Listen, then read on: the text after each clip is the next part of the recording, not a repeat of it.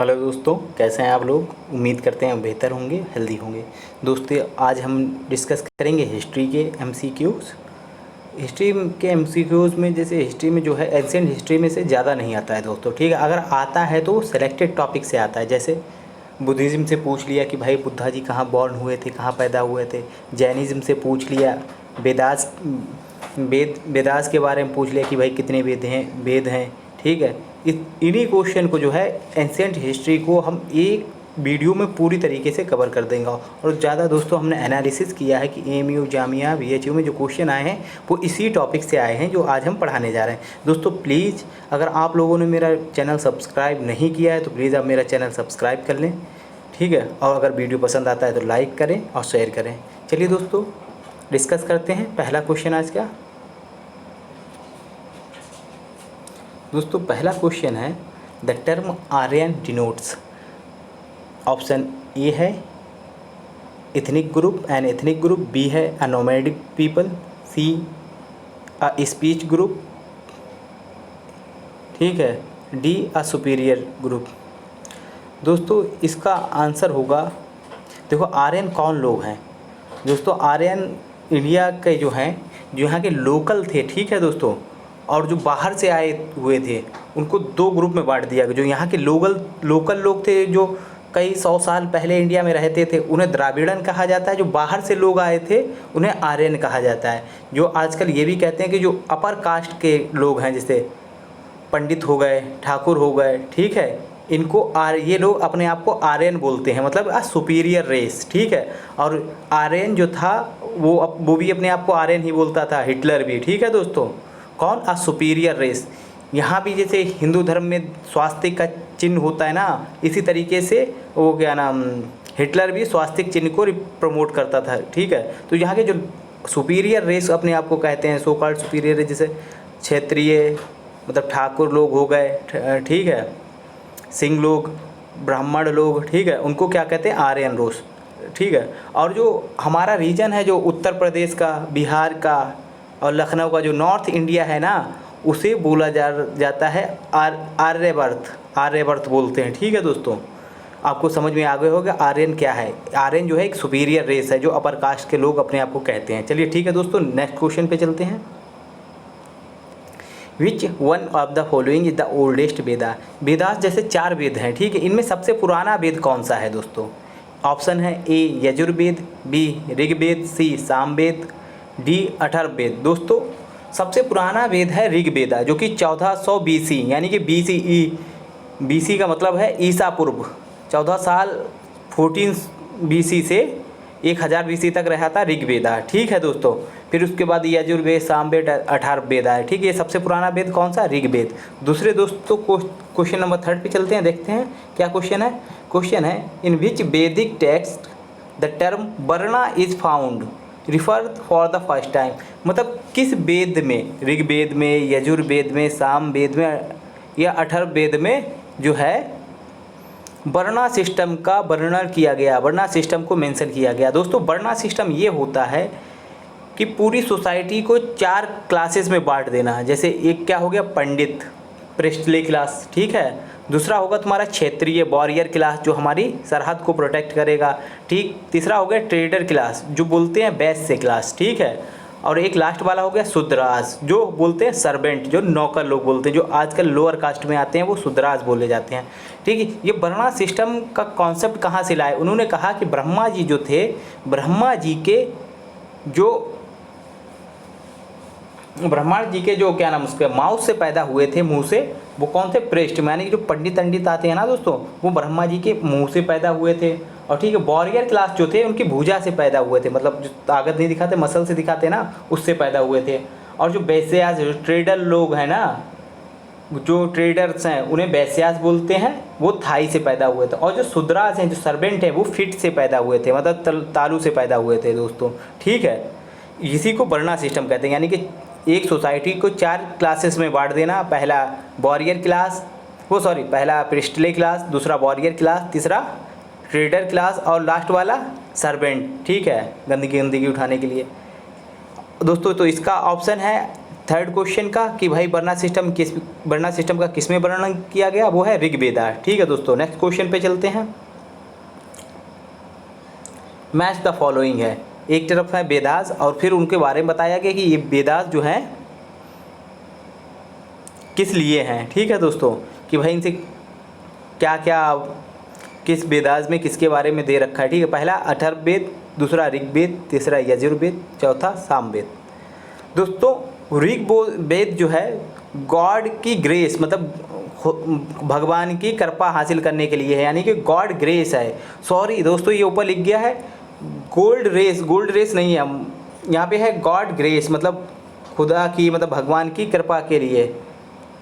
यहाँ पे सही करते हैं दोस्तों, ये है गॉड ग्रेस, मतलब ठीक है दोस्तों, ये है गॉड ग्रेस। और फिर दूसरा है अथर्ववेद, यजुर्वेद, सामवेद। ठीक है दोस्तों, सामवेद जो है म्यूजिक के लिए है, इसमें म्यूजिक के बारे में दे रखा है।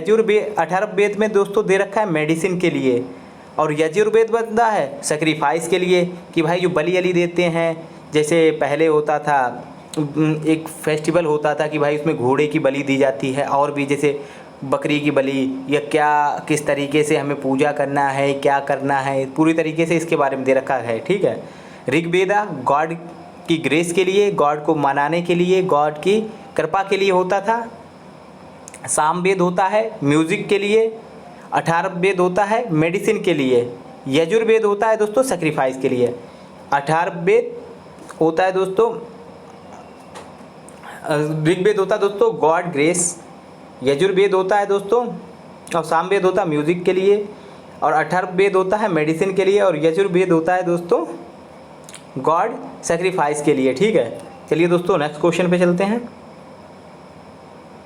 अब ये दोस्तों बुद्धिज़्म से क्वेश्चन है। When was Buddha born, Buddha कब पैदा हुए थे?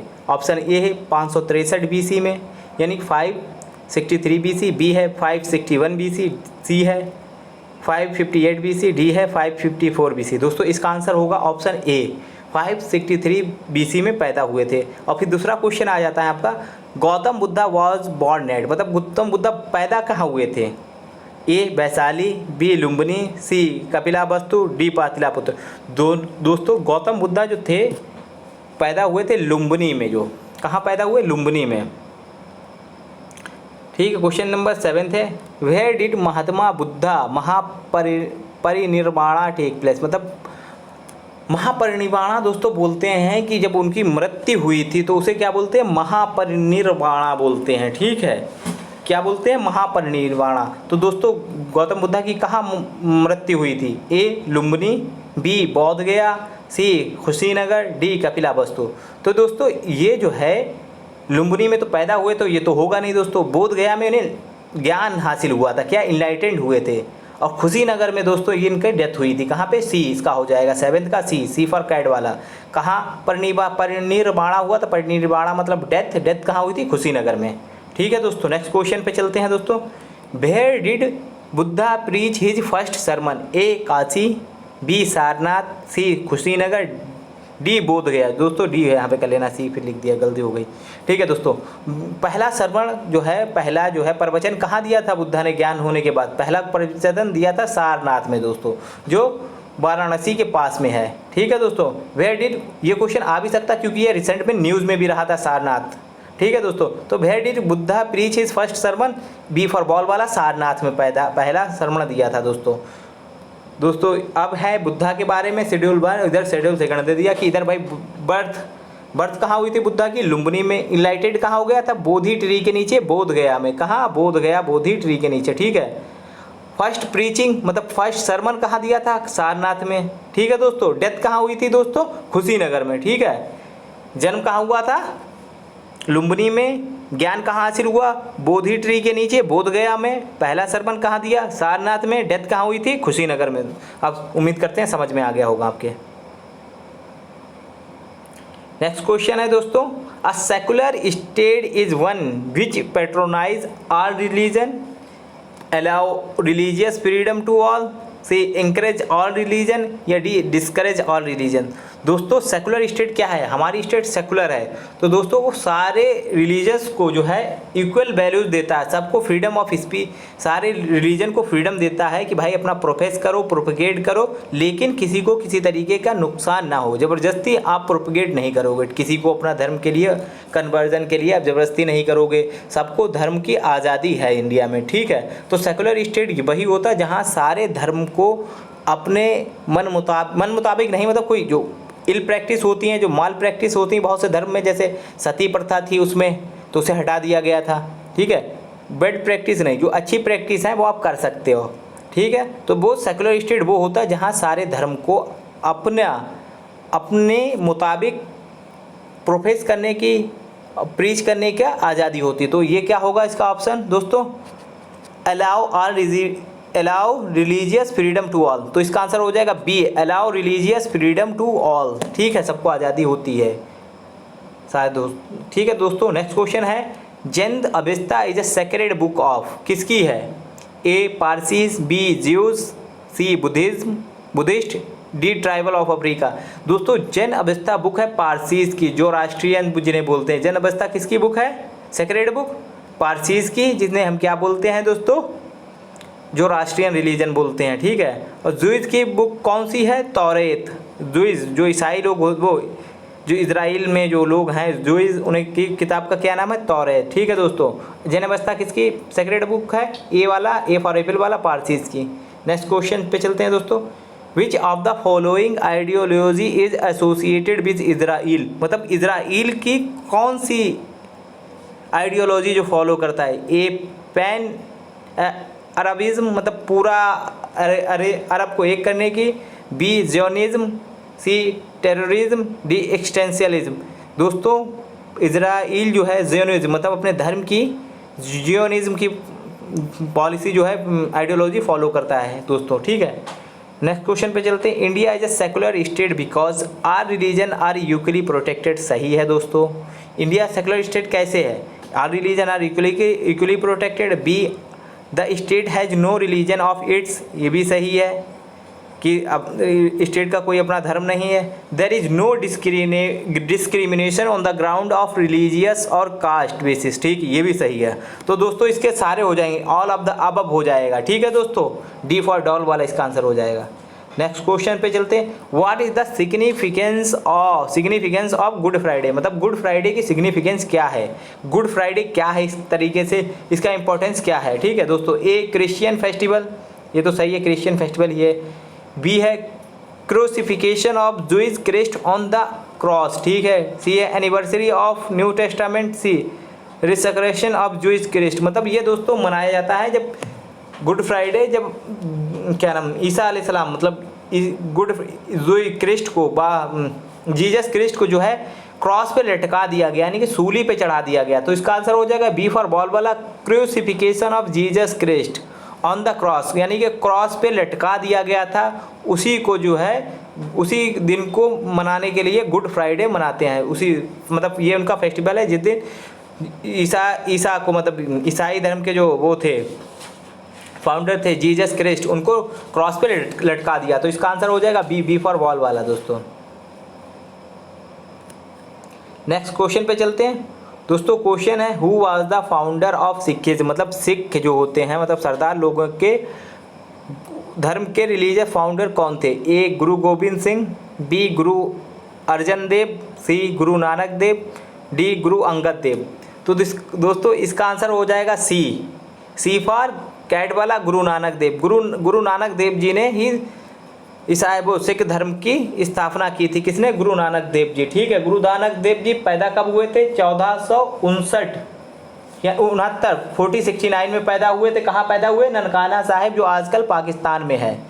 गुरु नानक देव जी फाउंडर थे किसके? सिख धर्म की। और वो पैदा कहाँ हुए थे? पैदा हुए थे ननकाना साहिब, जो आजकल पाकिस्तान में है, 1469 में, यानी 1469 में। और डेथ कहाँ हुए थे? करतारपुर साहिब में। कब? 1539 ईस्वी को। कब? 1539 AD में, 1539 AD को, ठीक है दोस्तों। आजकल ये क्वेश्चन आ सकता है, क्यों?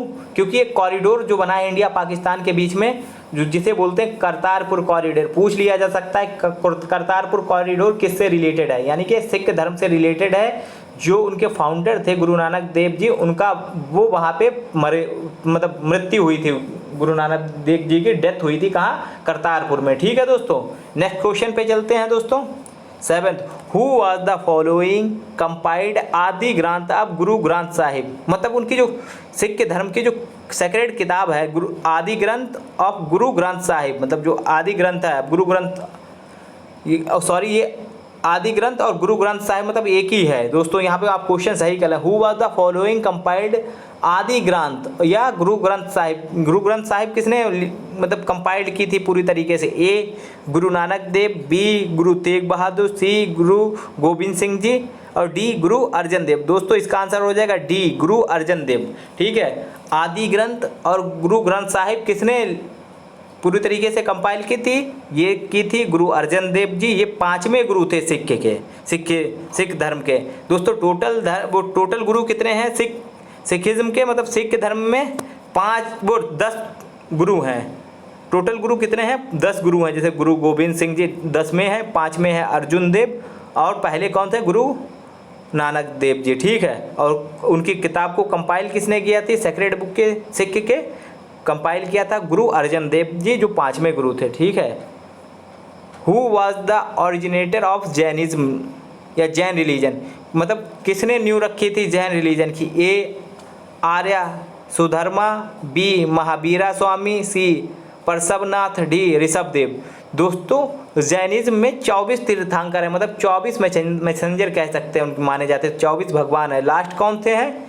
महावीर स्वामी। पहले कौन थे जिन्होंने नींव रखी है जैन रिलीजन की?